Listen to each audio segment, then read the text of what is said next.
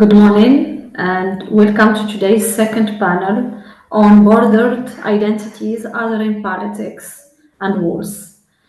My name is Lubna Bouhdid. I am a PhD researcher in the Sidi Mohamed bin Abdellah University, and at the same time I am the country director of the National Center for State Courts, an American organization working on justice and the rule of law in many countries in the world. Today's panel we will have four presentations. Our panelists are coming from diverse disciplinary perspectives, and together we will reflect on the topic of our panel. Before starting introducing my guests, I would kindly ask you to send your questions by email to the address written below your screens. Thank you. So we have four presenters. I have Dr. Terence Michael Garrett. Welcome, doctor. I have Mrs. Pascalina Tigarido. I have Mrs. Hindel Flag. And I have Dr. Robin Perez Belmonte. We will start with Dr. Terence Michael Garrett, who will present on border security, wall building, and migration policy, right-wing extremism, and global North state implementation of the othering of migrants, exploiting white nationalism and religious fundamentalism for political and economic power. We are all waiting to listen to you on this very interesting topic, Doctor. The floor is yours. Okay, thank you. I'll have to be aided, of course, with this. The reason behind this research is essentially I'm writing a book with a co-author, and this is a chapter submission. So the idea behind the book is simply how to deal with the theme that we try to do with the book is essentially moving walls inward and pushing out by using border securocrats, which is a South African concept that I'm applying to border. So essentially what we're looking at are right-wing extremists and how this is actually part and parcel to this a sort of abuse of global North states on people from the global South, essentially. There's a big literature on that. And how it applies, of course, to borders. All profit economically and politically from the misery of border crossers. And ultimately, any semblance of democracy ceases to exist in these affected states as they become authoritarian. Essentially, what we're seeing today is this phenomenon of right-wing populism in the United States and globally, particularly in the global North.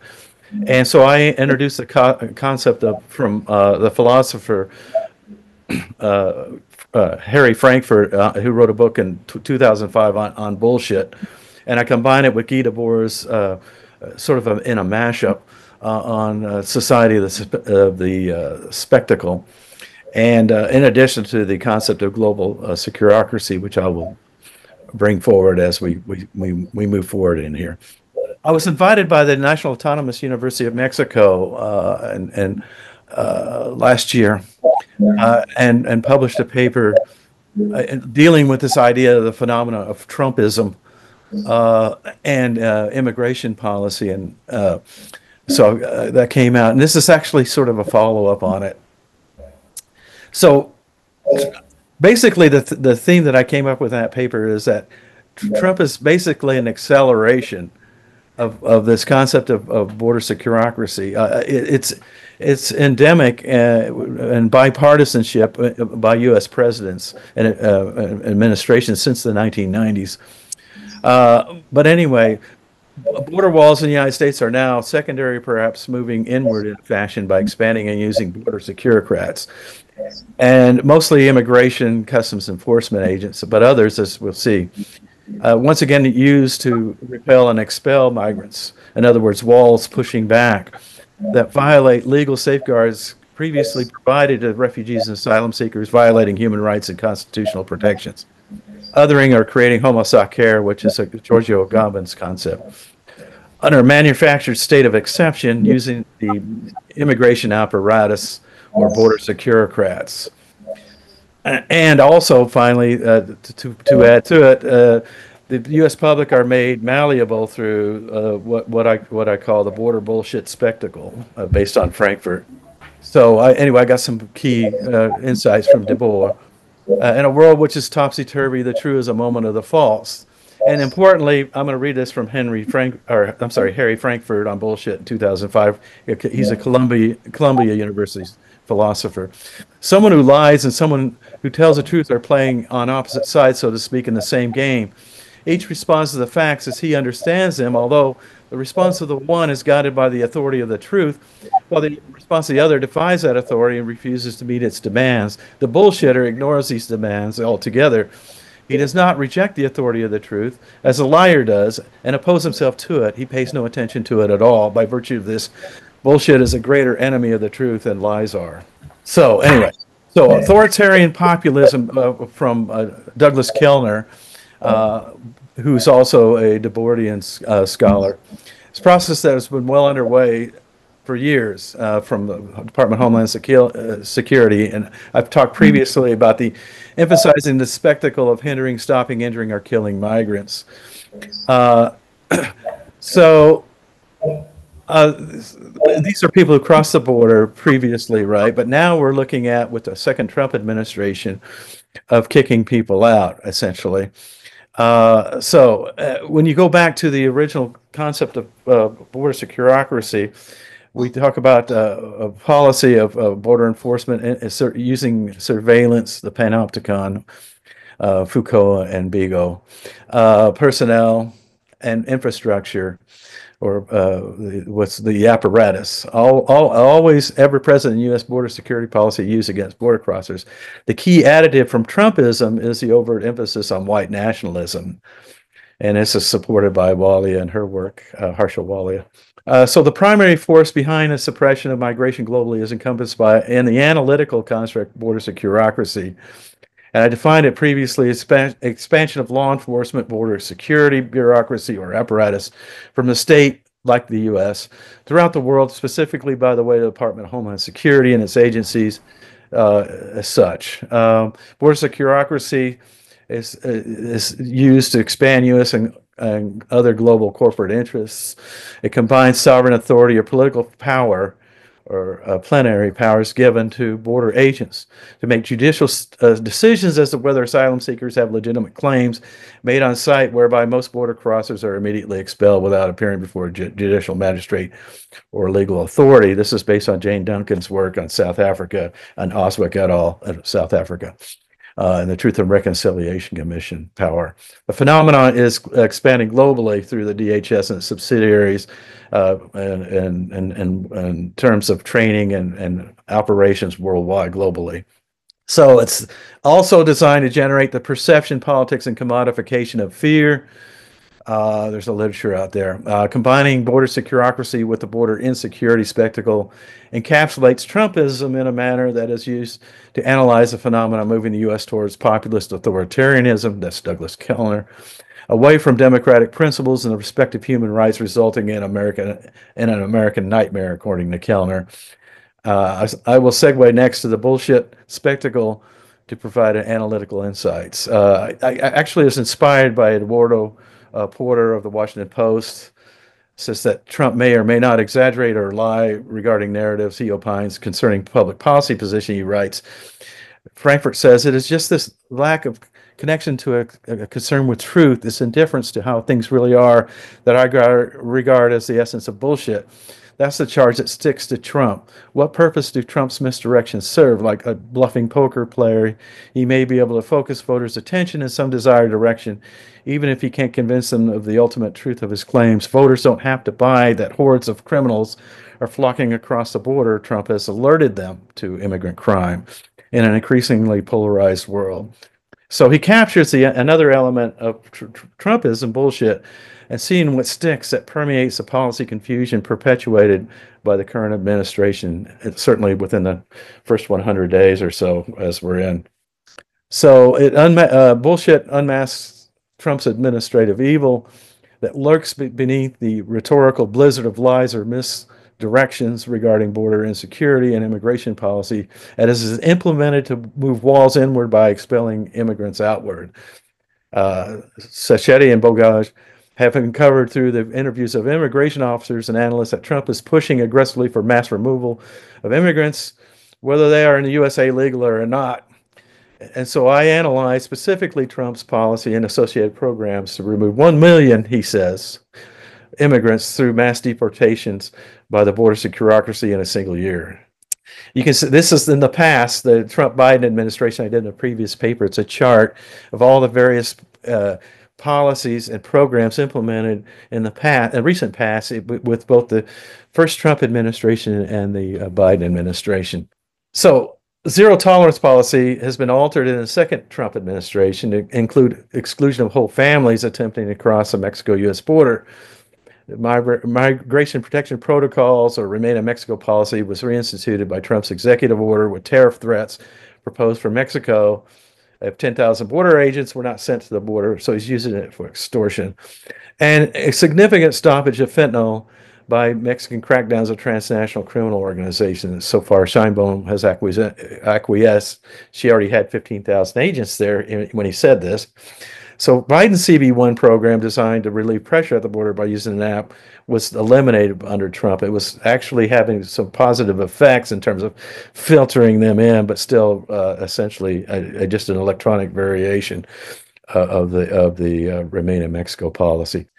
So Trumpism today consists of new programs, and he's trying to include he's trying to expand the border bureaucracy, including the FBI, Drug Enforcement Administration, Bureau of Alcohol, Tobacco, and Firearm and Explosives, and other federal agencies, as well as the private sector through government contracts, including using what's called ICE Air, which I'll talk about in a minute.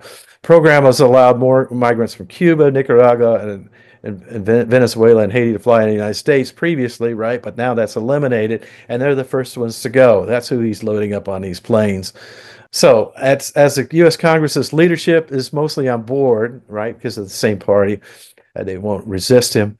Trump's immigration and border security policies that are effectively unconstitutional. The U.S. federal court system is tasked to attempt to review many cases that are stretching the law.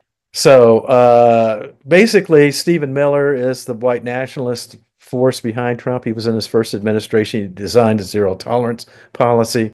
So deporting 1 million migrants in 1 year would surpass previous stats. The highest done thus far was 400,000 a year when Barack Obama was president.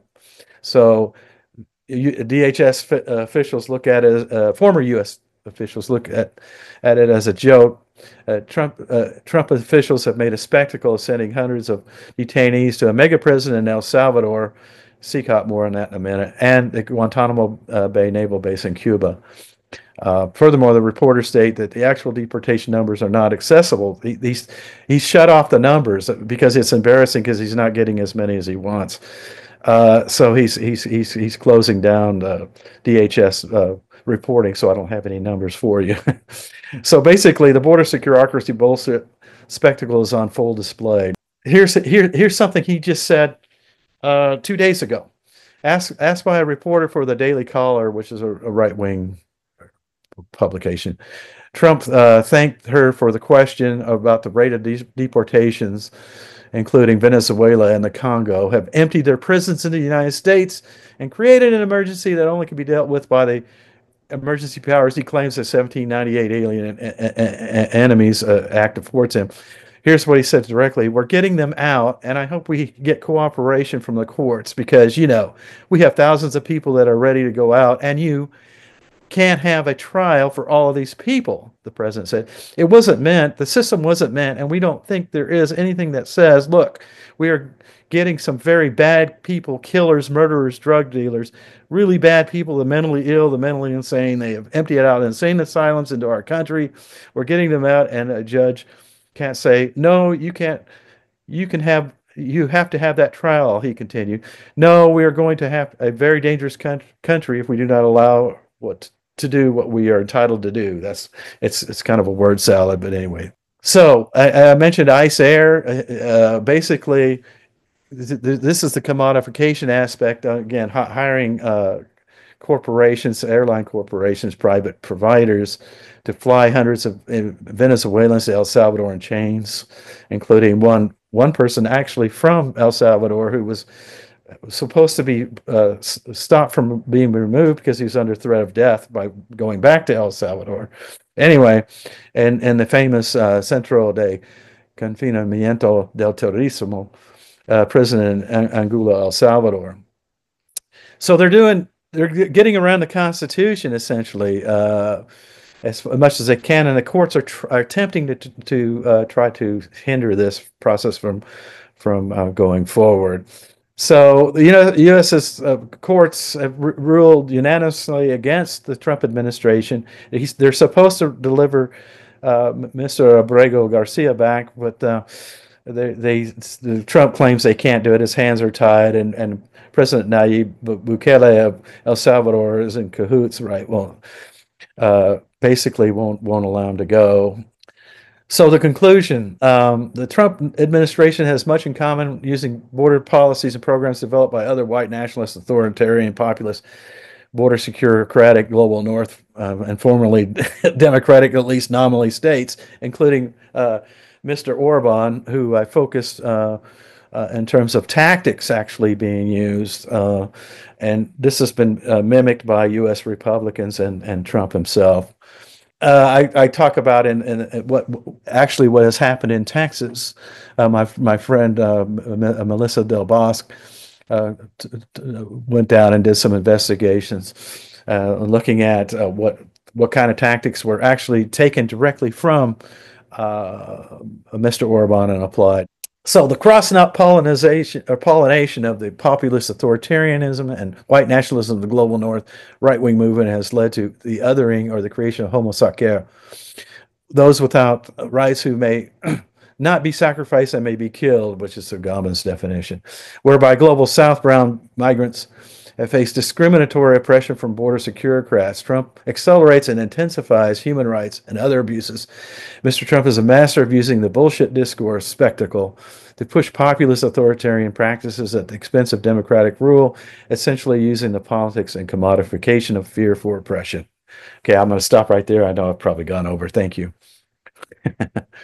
Thank you very much, Dr. Terence, for your valuable presentation on the border security and the Trumpism new American approaches. You highlighted how this approach could be dangerous for all the human rights, democracy, and all the laws that are already passed in the United States. I can't agree more. We all know, as the international development experts and academics, that migration issues should be treated and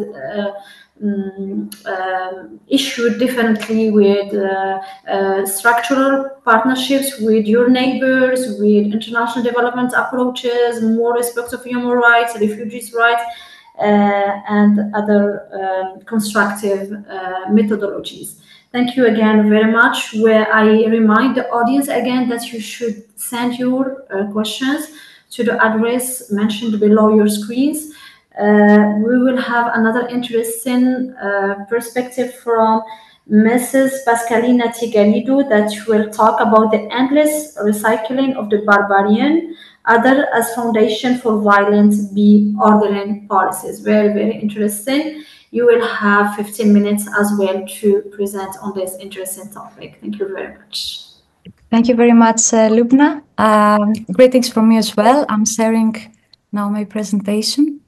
So today I'm very happy to discuss our ongoing work with my colleagues as well, Henk van Houten, Lung Wilken-Molen, and Sam van Bokstel, which is entitled indeed The Birth of Endless Rebirth of the Barbarian, and is conducted under the auspices of the interdisciplinary Constructing the Limes project.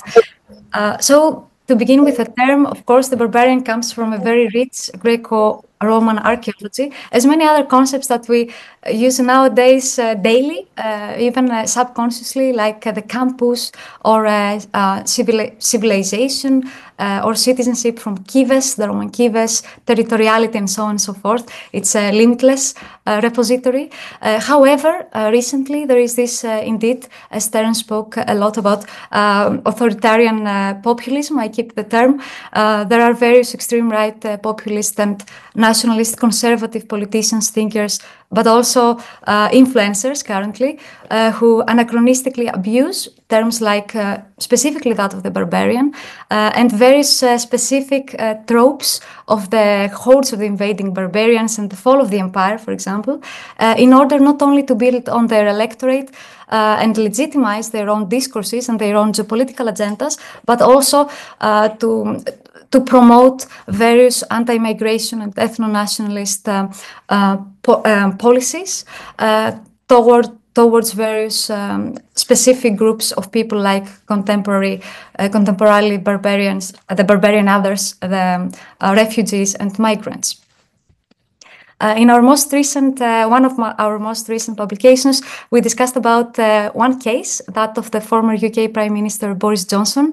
As we can see, for example, in the picture where he was standing inside the Roman Colosseum as a true Roman emperor, as Augustus, discussing about the Roman Empire and how it fell due to, as he claimed, the result of uncontrolled migration with people coming from all over the place from the east, and then the Roman Empire fell into the so-called Dark Ages. Of course, this is a fallacious statement, and it's historically proven to not be correct. But the decline of the empire was or happened due to an amalgam of various different factors. But the important part here is to look more specifically at the end of this speech moment of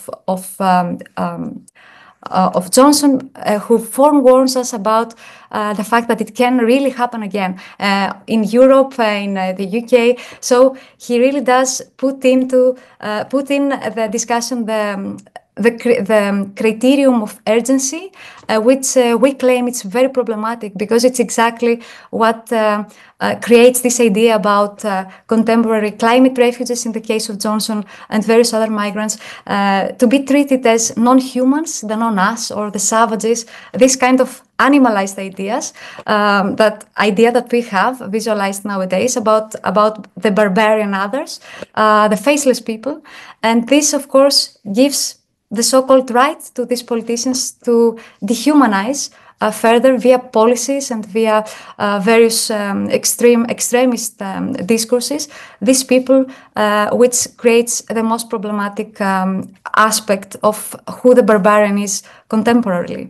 So our research, in this research, we take the populist claims seriously indeed, focusing on the barbarian, the concept, and we dive into a very long genealogy of this concept and the various different visualizations and conceptualizations of the term. To begin with, the methodological lens of this research, we are inspired by archaeology and the lens of stratigraphy, which is the identification of specific temporal layers. That means that when an excavation is happening, the level below surface where an artifact is found, this specific layer showcases very important characteristics about an artifact's nature, contextualization, date, overall his situation in a specific historical and politicized debate in archaeology.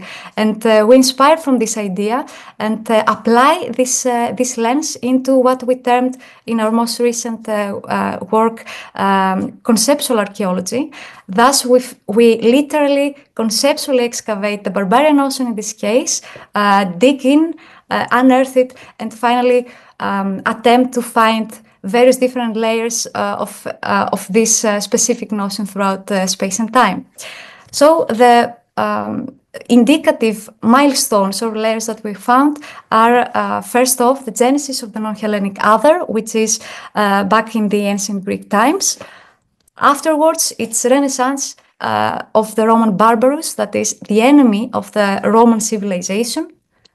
Then we move a bit forward towards the nation states and ethnocentrism and consecutive colonialism and rise of the so-called Western identity.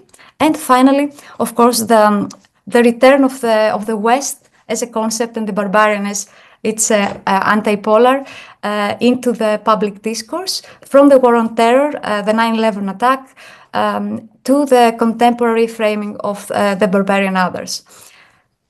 So on the first milestone, we begin from the beginning, from the creation of the term. So we after a lot of search, it was found in Homer's epic of Iliad, where Homer discussed about the charis varvarophony. That means the people who spoke a different language. So it was a very much simply linguistic distinction, and it came from this barbar that Greeks were hearing, that they could not recognize the specific language. So that's the notion of the barbarian.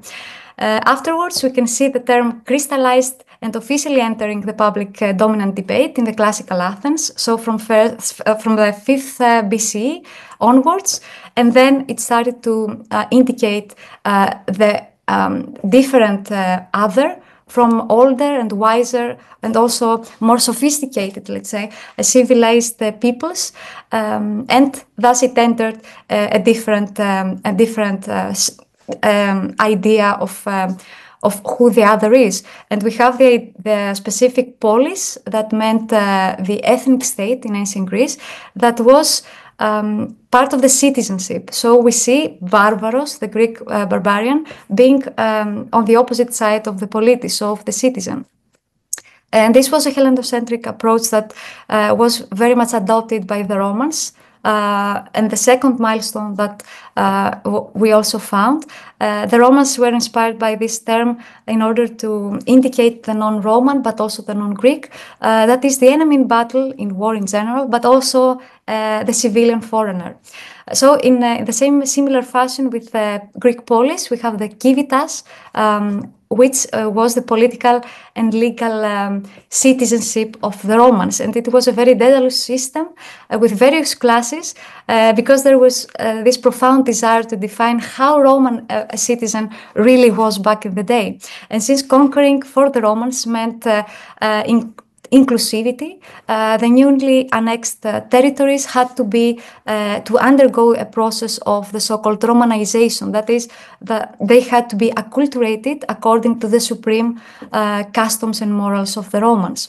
So from this idea, moving a bit more forward towards the nation-state building and the need indeed to forge a specific so-called Western branded identity from then onwards, by creating exactly this fabricated connection with antiquity, and specifically the Greco-Roman roots and the ancient legacy and cultural heritage.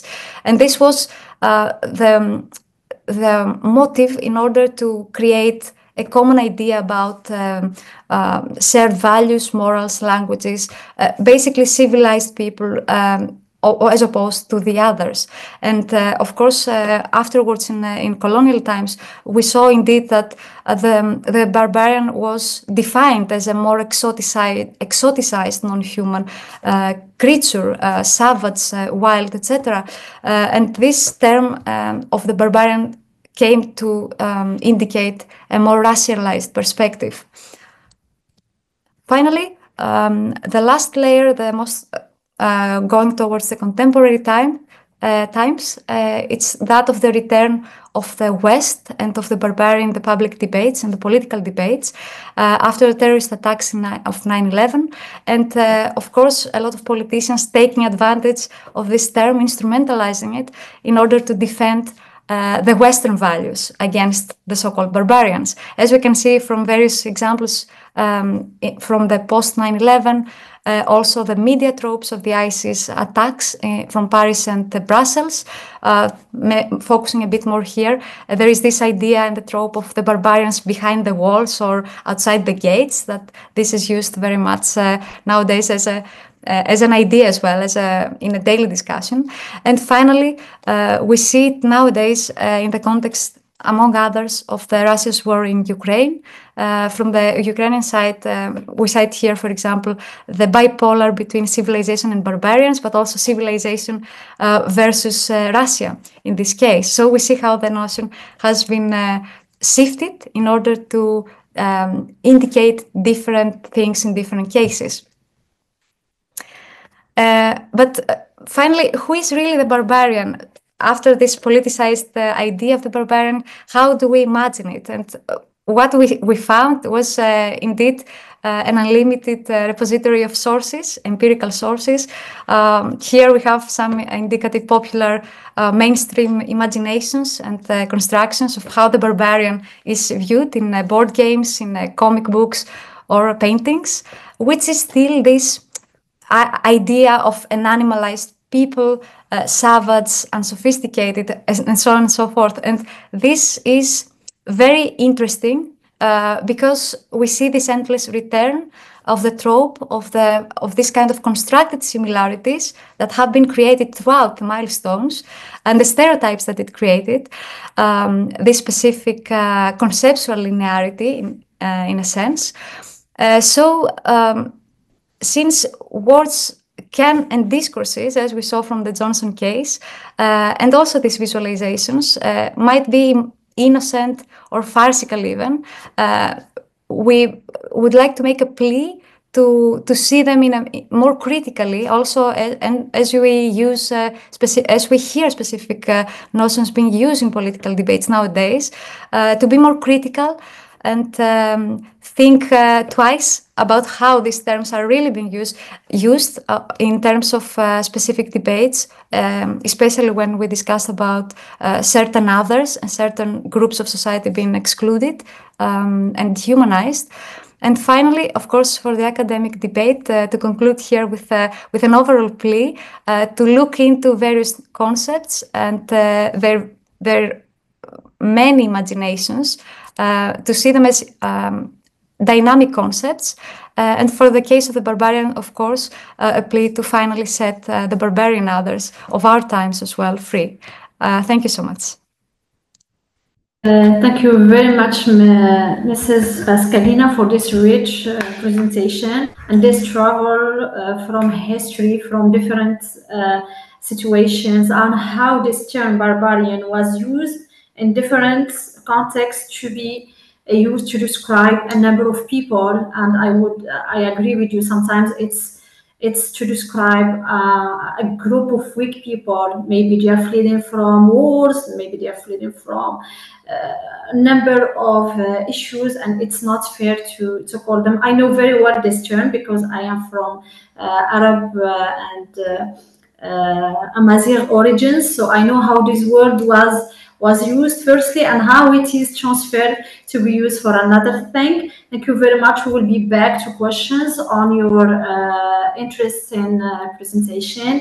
And I will move to our third presentation by Dr. Robin Perez Belmonte on the architectural composition of Schengen borders from map lines to a third nation on the ground, a territorial and architectural analysis of Ceuta and Melilla.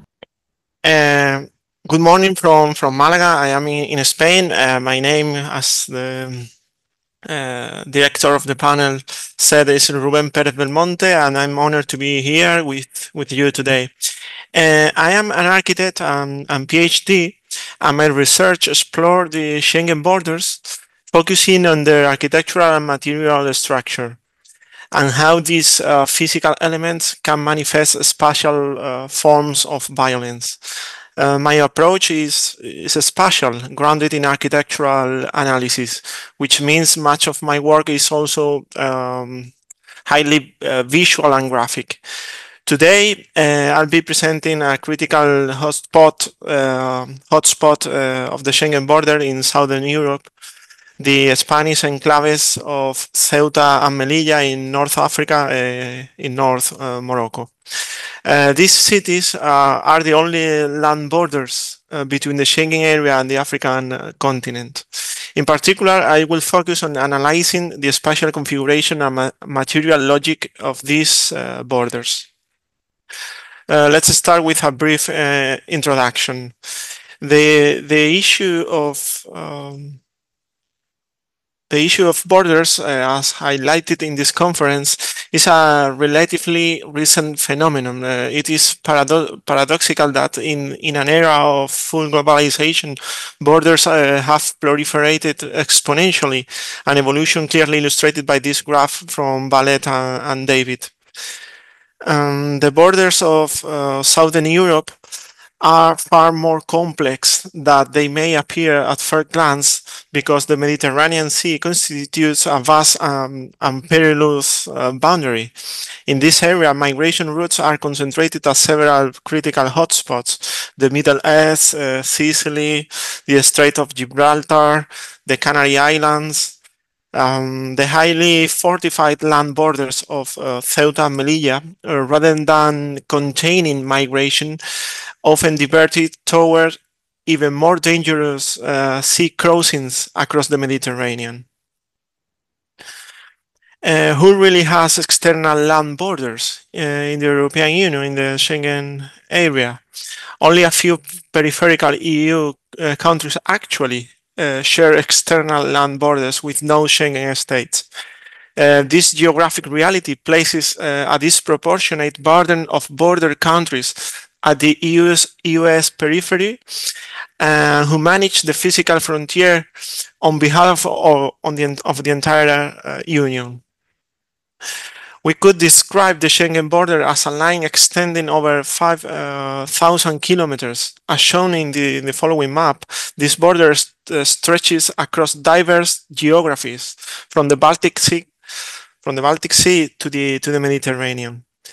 The issue with these borders is not linear, but territorial. With this map, I emphasize that borders should not be viewed as a linear essence, but rather as a superficial essence. This territorial dimension complicates the idea of borders as mere lines, illustrating their far-reaching social, economic, and cultural impact. This map illustrates how the number of deaths is resulting from the closure of Europe's border has geographically shifted since the early 21st century. In this case, I focus on the region where the enclaves of Ceuta and Melilla are located, where deaths linked to border architecture have increased exponentially. Spain has a maritime rescue agency, which is a government body, not a military one, and since 2015 there has been a significant number of rescue operations in the Alboran Sea, the gateway to the Mediterranean. This may be directly related to the closure of the borders of Ceuta and Melilla, leaving people with no choice but to seek alternative routes to Europe, such as attempting to cross the sea. The scientific methodology used for this research is the combination of 5 elements, mainly the use of geographical information systems combined with real-time monitoring. I will now present some of the key findings. Ceuta is located at this point in the Mediterranean, making it one of the most critical hotspots in all of Africa.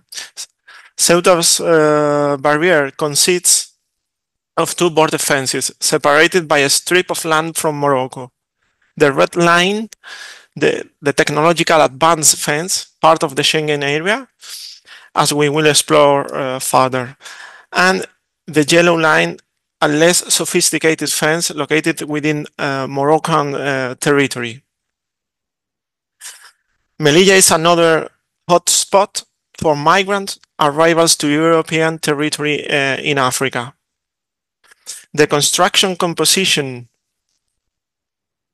of this border is identical of that of Ceuta, although with subtle differences. As seen in this image of Melilla, between the 2 border lines, Schengen and Morocco's border, there is a land strip known as the neutral zone.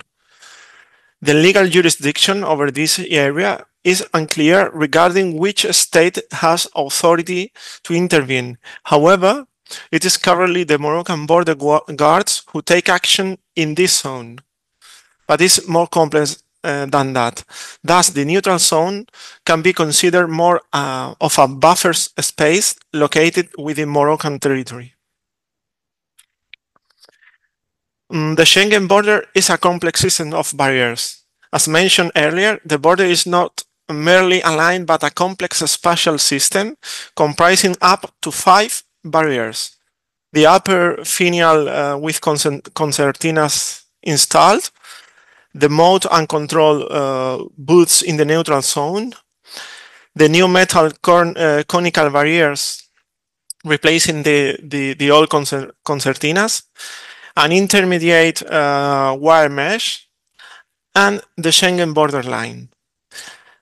People are often trapped by these final barriers designed specifically to this purpose, enabling them to be swiftly returned to Morocco through the various gates of the walled complex. Focusing on Ceuta, the border spans a total length of 7.8 kilometers linear, with the restricted neutral zone covering an area of 297 hectares. What's notable about this territory are the various military camps present. Here I've numbered them. There are 7 military camps and a radioelectrical security zone. Ceuta serves as a major technological and military laboratory with 777 hectares of land dedicated to this purpose across its entire territory. As shown in this box, when we combine the area of the military zone and the neutral zone of the border, we are looking at over 47% of Ceuta's territory being exclusively military. This figure does not account for other public spaces or urban roads designated for military vehicles or personnel movements. One of the most critical points is the El Tarajal border crossing. Its architecture has been analyzed in detail, but I will move on to show what's happening here in a less technical and more visual way. At the Tarajal border crossing, 4 parallel realities converge. I will move on. The blue line, this blue line, represents the barbed wire fence with concertinas controlled by Morocco. The red line marks the Schengen border, and the green line falls under Moroccan jurisdiction, and the yellow line falls under European jurisdiction. At point 1, the El Tarajal beach in Moroccan territory is where the spatial violence at this crossing occurs. People try to avoid the green zone controlled by Morocco, seeking to cross at the only viable point where all 4 lines meet at the Schengen border. The outcome is as follows. People become trapped between 2 border fences within the neutral zone. As they are bombarded by smoke grenades from the Moroccan gendarmerie, many people are forced to jump into the sea, attempting to cross by swimming. Also, the Spanish military army did some pushbacks in this area. The Melilla borders spans 10.8 linear kilometers. The neutral zone with restricted access cover an area of 31 hectares. Melilla is a completely fortified city with numerous military camps. The city functions almost entirely as a military laboratory with 329 hectares of land designated for military use, as shown in the next slide. When combining the area allocated for military use and the neutral zone, 26% of Melilla's territory is designated for military purposes. As a result, Melilla de facto becomes a military fortress and a laboratory for this purpose. This illustration aims to visualize the phenomenon of migrants attempting to scale the fence and enter Melilla. They often find themselves trapped in one of the first metal fences, unable to even reach the area between the two barriers. And this photo by Jose Palazón captures a completely asymmetric reality.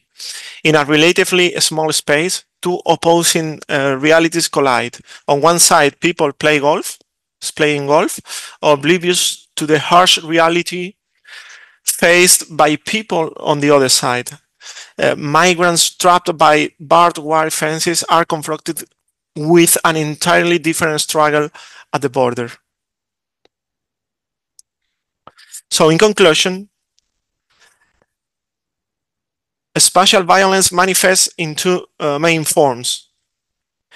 An active spatial violence exerted by security forces and authorities, in this case the Gendarmerie from Morocco and the Guardia Civil, the police from Spain, and a passive spatial violence embedded in the very architecture of the borders.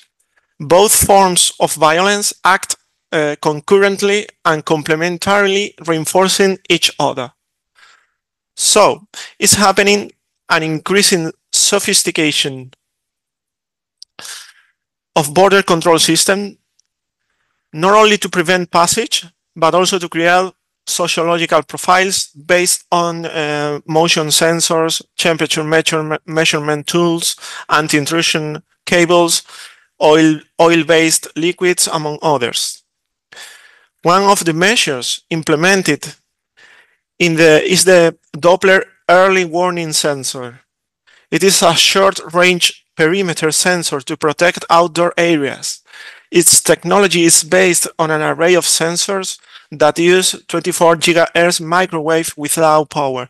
This sensor system is grouped using IP concentrators and connected through a new conduit with weatherproof rodent-resistant FTP Cat6 cabling to the existing cabins where network electronics are installed to convert this IP signal into optical fiber and send the signal through the perimeter's fiber's optic backbone to the Guardia Civil control center. The Guardia Civil is the border patrol of Spain.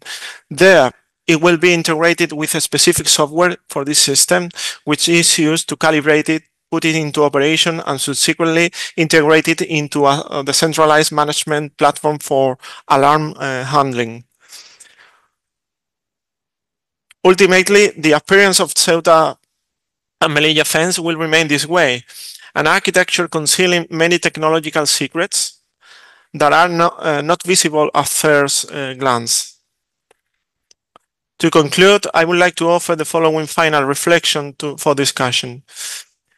If borders are architectures that, as such, excess spatial terrorism, can we reconfigure them through a critical and creative lens to transform them into spatial healing? If borders are one of the greatest threats to human beings in the midst of globalization, this image was generated by artificial intelligence, by the way, are not these spaces among the greatest opportunities to build new border relationships? Thank you very much. Thank you very much, Dr. Robin Perez, for this new or innovative approach, architectural explanations of borders. We don't come across this many times as the politicians and international development experts. It was very interesting for me personally, and I am sure for everyone. The pictures were very, very expressive. I know what you were talking about, as I am Moroccan, and it's sad to see these borders like witnesses all these human lives coming sometimes with no value. It's interesting also to see the European borders in the middle of the North African countries. this really invites us to reflect about this and to reflect and to invite us, all Europeans and Moroccans, to find more structural and development solutions to these issues instead of creating two unbalanced lives for two neighboring countries. Thank you very much. I will open the discussion, and I will start with a question addressed to our first presenter, Dr. Clarence. The first question is, how do you think that this bullshit spectacle of Trump is affecting the Mexican policies in terms of border security and migration governance? Can this really shape Mexican policies? Thank you. Yes, President Scheinbaum's and Modena are the party. They're trying to do everything they can to, as much as possible, accommodate what Trump wants. In fact, he or she, like I said, Trump said, "Well, I'm going to place heavy tariffs on you if you don't slow down the number of migrants coming across your borders," which had already been slowed down anyway. It's just bullshit, like you said. And the idea is to sort of extract concessions, sort of extort concessions from them. But she's handled it very well so far. Trump's also threatened to use U.S. military drones to fly in and kill drug cartels, transnational criminal organizations, which again is just beyond comprehension in terms of violations of international law. But so far, she's been the adult in the neighborhood dealing with him, and I think Mexico right now is holding its own well. And especially with with the Biden administration, there's more cooperation. She was working with, and before that, AMLO, Lopez Obrador, former president, to basically deal with flowing down and migrants coming to the border. Now, it's not necessarily a good thing what Mexico was doing in terms of human rights per se, but in terms of politically and the political problems along the border with Trump and the Republican Party using that as a sort of a wedge to extract concessions in U.S. domestic politics.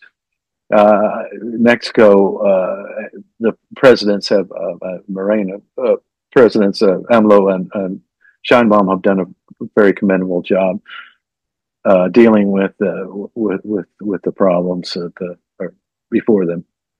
Yes, thank you very much. That was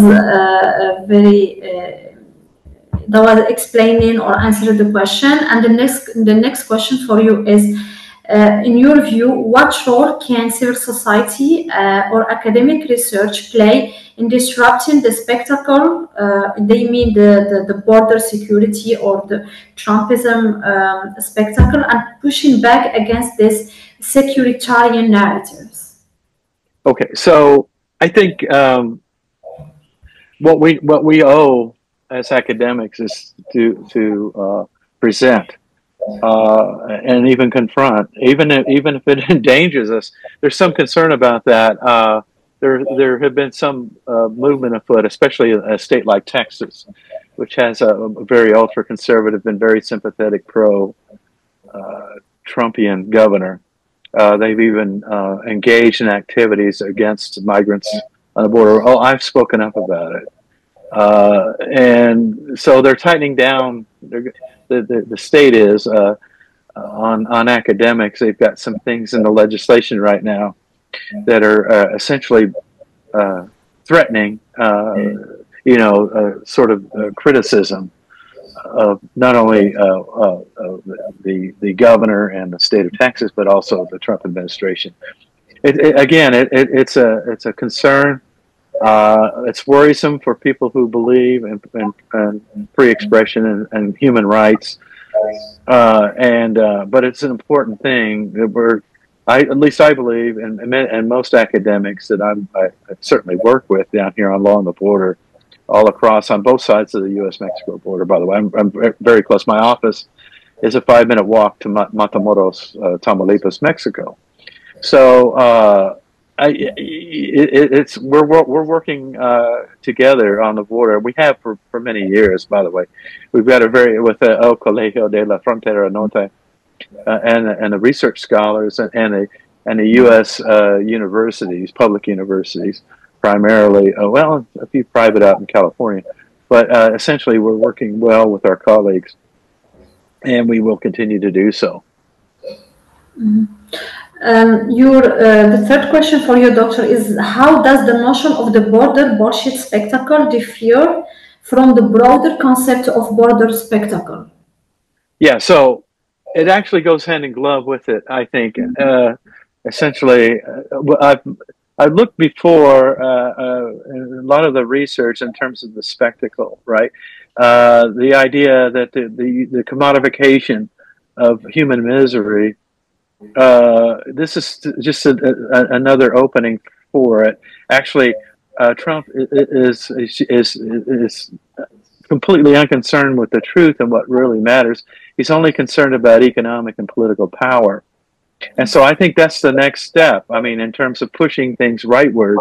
And I've argued all along that when Trump was failing in his campaigns and when he failed in his previous time as president, he falls back on demonizing the other, demonizing migrants, immigrants coming into the United States, and he's gotten a lot of popularity from many Americans who are extremely ill-informed, and this is again a reflection of a press that's more concerned with the spectacle itself rather than addressing the concerns of real people and migrants along the border. And I do whatever I can as an academic to speak to the press, but they're all corporations. They're more concerned with, it's easier to watch a train wreck and sell it rather than talk to some professor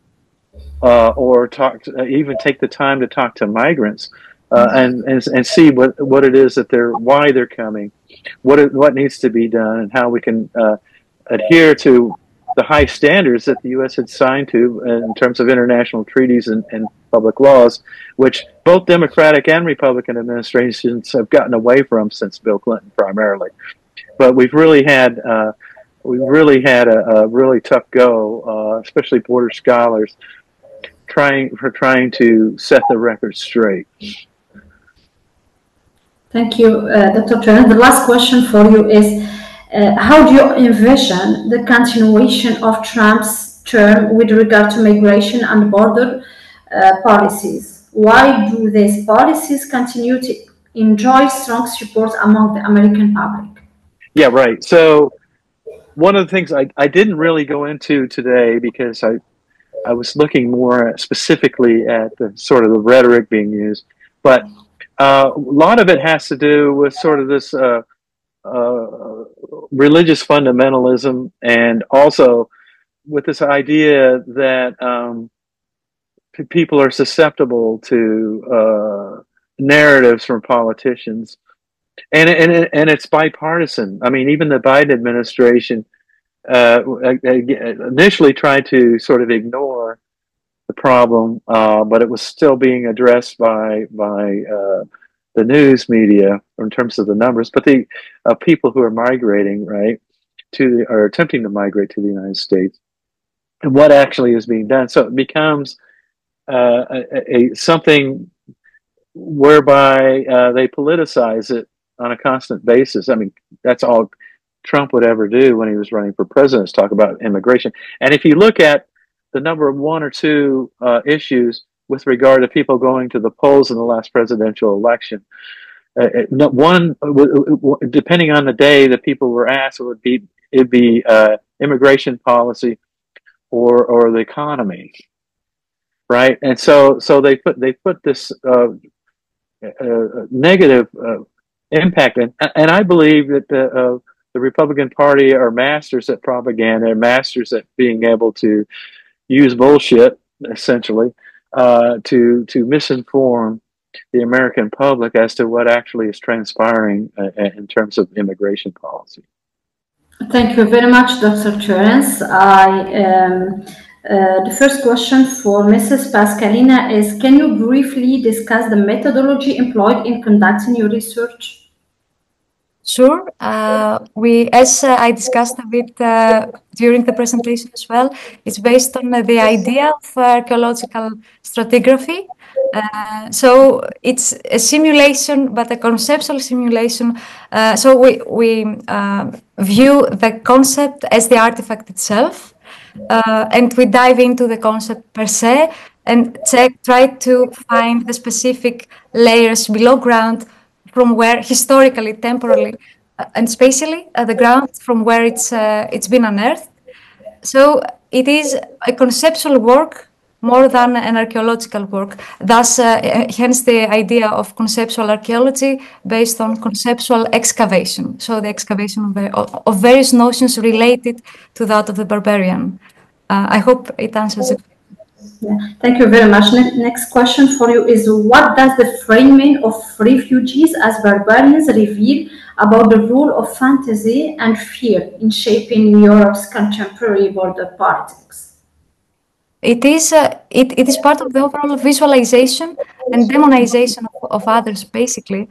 So the barbarian is put into perspective as instrumentalized, basically, as a concept in order to fit into every type of agenda and every type of scope behind it. And usually we see it currently in extreme right populist politicians discussing about extreme securitization of borders, militarization, and the others, the barbarian others are being used as this specific antipode. We can see, for example, in various cases, not only in Johnson's case, but when in the Greek cases as well, discussing about terrorists, Islamists, Middle Eastern people in general being as barbarians that should be ashamed of in eternity about conducting this in the context of the Gaza genocide, for example. So it is a very vital part of anti-migration policies and discourses nowadays. So we really should look into the barbarian as a concept per se. Okay. Next question for you is, your presentation highlights how the figure of the barbarian is strategically recycled to justify violent border practices. How might rethinking this mythologized figure contribute to building more inclusive narratives and countering current exclusionary policies? It is a first step, at least, to critically discuss about notions used in these exclusionist discourses, to identify them, to see how they misfit and how are they being abused by political speech is the first step in order to find inclusionist strategies later on. So I would say this is the first step we are discussing here about being more open, being more reflecting more critically when we hear specific discourses in order to finally move towards a more inclusive society. So there are a lot of steps in between, but we should do the discursive work. All of us, basically, all the people that really are part of the public, are the audience of the public speech, political speech, and hear the barbarian concept. Okay, thank you very much for your answers, Mrs. Pascalina. Mr. Terence, there is another question for you. Do you think that this right-wing policies of against migration and of building walls could be generalized in Europe soon? Yeah, I think so. I think it's already been done by Viktor Orban. I think that's where Trump has learned quite a bit of the tactics in the Republican Party. They invite him to CPAC, which is a conservative political action committee, on a regular basis. He's one of the he's considered Viktor Orban's considered quite the mentor for U.S. right-wing conservatism. So I think it goes across the ocean, right? I mean, essentially, Orban's already there. There are others in Europe as well, and certainly Orban's been extremely influential. He's been invited by Trump and the Republicans over many times, and Trump has called him a great person. Considers him the most important leader in the world, even though he's leading a country of roughly 10 million people, right? And so, but he just admires the power in terms of sort of the white nationalist, religious, quasi-religious state that Hungary is running right now. And that's what he's modeling for the U.S. In fact, when you look at Project 2025 in the U.S., most of the content in there is based upon the Hungarian experience and applying it to U.S. principles. The difference is, of course, we have a little bit of a different constitutional structure that's limited some of it so far. But again, you know, the tactics, the strategies at all levels, even under the ground, in terms of removing or stopping so-called invaders. And the idea of invaders is Viktor Orban's, and it's been brought into the lexicon, right, of the Republican Party.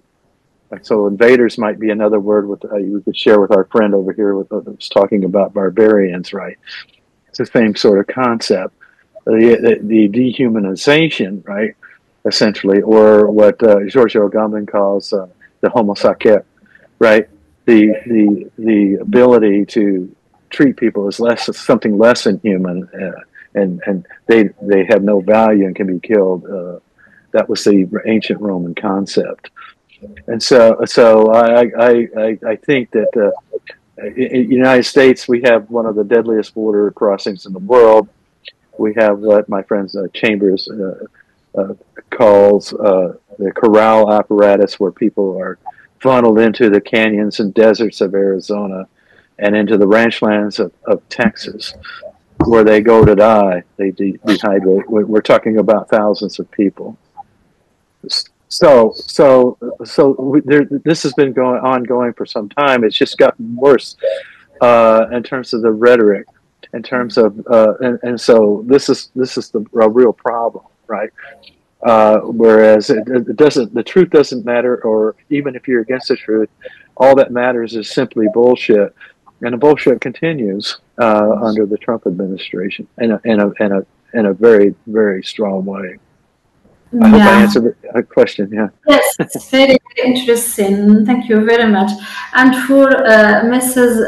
Pascalina, this course of barbarians, I am wondering, there are many discussions on who is going considered as barbarians nowadays with all these policies of exclusion and violence against, as I said, fragile and vulnerable groups. So I think we are in a world where barbarians are fighting another groups called barbarians, but we know that they are more marginalized and more vulnerable, that they were put in specific circumstances that put them in this way to leave their countries. I don't think that there is someone who would be very happy to flee his or her country if he has all this economic, education, social life opportunities.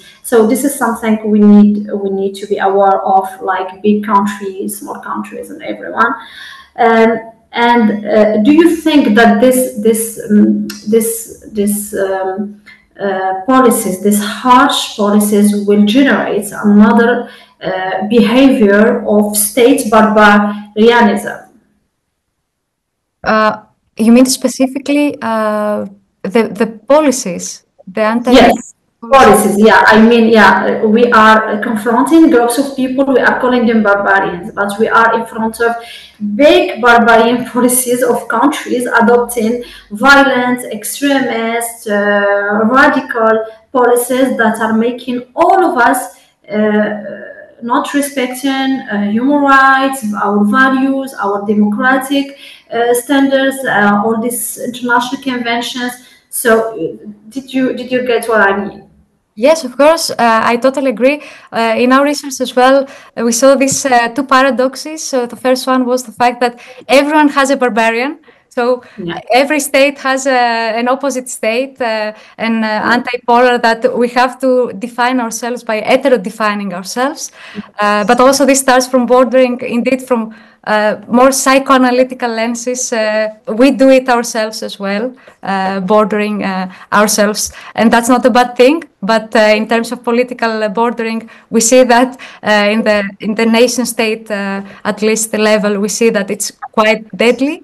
And other than that, another paradox is indeed the fact that by creating the barbarian, we see specifically the EU states during the nation state building, the colonial times, but nowadays there is this continuation of these harsh anti-migration and barbarian policies that we create. By creating the barbarian, we become the barbarians ourselves in the end. Right. This gives us the right, as Terence already said about the Homo sacer, it gives us the right to treat people a certain way, to dehumanize them, because of this dictum of desperate times necessitate desperate measures. And this is the most critical and problematic part, that we indeed, there is this creation of the barbarian, and that legitimizes barbarianizing these people in the very end. I'm not sure if it answers. But yeah, thank you very much. That was very valuable. Before closing this interesting panel on bordered identities, other in politics and wars, I would ask my presenters if they have anything to conclude with. Mr. Dr. Terence and Pascalina, I don't know if Dr. Robin is back or not. So if you have anything to say before I close your mic, please go ahead.